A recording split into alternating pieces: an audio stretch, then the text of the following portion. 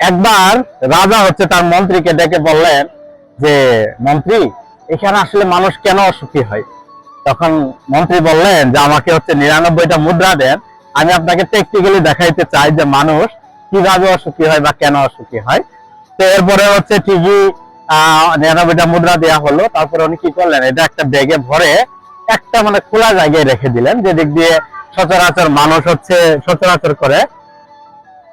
আচ্ছা ধরো, যে দিক দিয়ে হচ্ছে মানুষ সচরাচর যাতায়াত করে।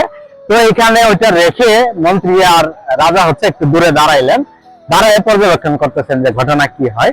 এরপরে যেটা হইলো, এরপরে হচ্ছে একটা লোক আসলো, এসে এটা তার পায়ের কাছে পড়লো। সে নিয়ে দেখলো যে আসলে এটা কি। সে যখন নিল, নিয়ে দেখে যে আল্লাহ 99টা মুদ্রা, সে গনে দেখলো। তখন তার মাথায় আসলো যে এখানে যেহেতু 99টা মুদ্রা আছে, তার মানে এখানে তো 99টা থাকার কথা না, 100টা থাকার কথা। তার মানে আরেকটা মুদ্রা এখানে অবশ্যই আছে। তো সে করলো কি, এটা খোঁজা শুরু করলো মুদ্রাটা। সে সারাদিন খুঁজলো না, সে কোনোভাবেই পাচ্ছে না। তো সন্ধ্যা হয়ে যাওয়ার পরে সে চলে গেল। পরের দিন সকালে আবার ওই একটা মুদ্রা খোঁজার জন্য সে আসলো।